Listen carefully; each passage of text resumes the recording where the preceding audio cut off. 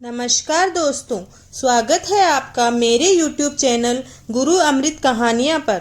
आज हम आपको माता पार्वती का विवाह के बाद गृह प्रवेश के बारे में कहानी बताने वाले हैं। माता पार्वती ने अपने तप से भगवान शंकर को प्रसन्न किया और उनसे विवाह किया। विवाह के बाद सभी देवी देवता थोड़ा आगे निकल गए। माता पार्वती कुछ देर विश्राम करना चाहती थी, इसलिए उन्होंने कुछ देर अपनी टोली वहीं रुकवाकर विश्राम करने के लिए आग्रह किया। क्या हुआ देवी, तुमने टोली क्यों रुकवा दी? भगवान शिव बोले, स्वामी मैं कुछ देर यहाँ विश्राम करना चाहती हूँ। टोली रुकी तो शिवगण वहीं सुस्ताने के लिए लेट गए। माता पार्वती और भगवान शिव वहीं वृक्ष के नीचे बैठ गए और बातें करने लगे। उसी पेड़ के ऊपर दो राक्षसी बहनें बैठी हुई थी। कितना सुंदर दूल्हा है, मेरा तो मन मोहित हो रहा है, मैं तो इसी से विवाह करूंगी। अरे बहन, देख नहीं रही हो, बराबर में इसकी पत्नी बैठी हुई है। जरूर ये इससे विवाह करके डोली लेकर आ रहा है।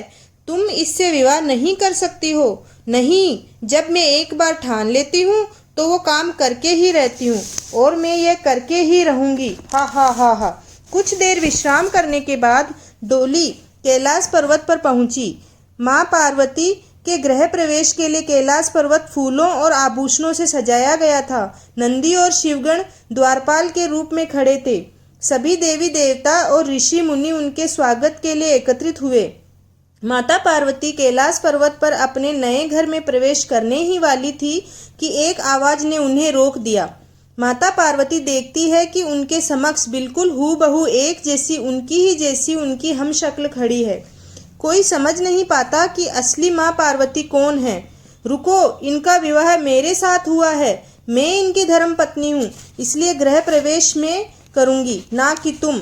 स्वामी, इस स्त्री को अभी के अभी इस कैलाश पर्वत से बाहर फेंक दीजिए। मैं आपकी पत्नी के रूप में यहाँ खड़ी हो गई हूँ। पत्नी, परंतु मैंने तो इन्हीं पार्वती से विवाह किया था, तो आप ये कैसे कह सकती हो देवी कि आप मेरी पत्नी हैं? हो सकता है आप मेरे साथ छल कर रही हो। क्या कहा? आप मेरे रूप को देखकर इसे पहचान नहीं पा रहे हैं? इसी रूप में आपने मुझसे विवाह किया है। चलिए, देर मत कीजिए, इसे हटाइए। माता पार्वती बोलती है, खबरदार, जो मेरे पति के समक्ष खड़े होने का साहस भी किया तो मैं तुम्हें अपने क्रोध की अग्नि से जलाकर भस्म कर दूंगी। तू मुझे जलाकर भस्म करेगी? तू जानती नहीं मैं कौन हूँ। अब शिवजी को थोड़ा मजाक सूझा और वो नकली माँ पार्वती से बोले, अभी तो तुमने मुझे कहा कि तुम मेरी पत्नी हो, तो अब क्यों अपने परिचय से हट रही हो? मेरी पत्नी हो तो मुझसे दूर क्यों खड़ी हो? यहाँ मेरे पास आओ। आपने मुझे पहचान लिया स्वामी? मुझे पता था आप मुझे पहचान लोगे कि मैं ही आपकी पत्नी पार्वती हूँ। चलिए स्वामी, हमें गृह प्रवेश करना है। तभी माता पार्वती बोलती है, स्वामी आप नहीं जानते, ये कोई मायावी स्त्री है, इससे दूर रहिए। लगता है इसका अंत करना ही होगा। माता पार्वती के नेत्रों से ज्वाला निकलने लगी। यह देखकर वह राक्षसी जो उस पेड़ पर बैठी हुई थी अपने असली रूप में आ गई। सब उसे देखकर हैरान रह गए।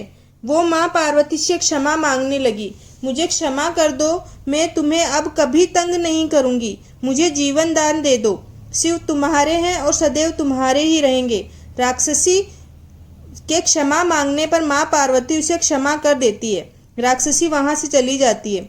माता पार्वती, आपने तो उस राक्षसी को कैसे भगा दिया? शिवगण बोले, पर प्रभु आप तो अंतर्यामी हो, परंतु आप कैसे नहीं समझ पाए कि वो माता पार्वती नहीं बल्कि एक राक्षसी है? नंदी, तुम्हारे प्रभु जानते थे, परंतु वह मुझे जानबूझकर तंग करना चाहते थे। तब भगवान शिव बोलते हैं, नहीं नहीं देवी, मैं आपको तंग नहीं कर रहा था, बल्कि आपके मन में मेरे लिए प्रेम का जो अथाह सागर है, मैं तो उसका आनंद लेना चाहता था। और उस राक्षसी को आपने बहुत अच्छा सबक सिखाया। देखिए, हम सब शिवगणों ने आपके स्वागत के लिए कितनी अच्छी व्यवस्था की है। माता पार्वती भगवान शिव के साथ पूरे विधि विधान के साथ गृह प्रवेश करती है। जय माता।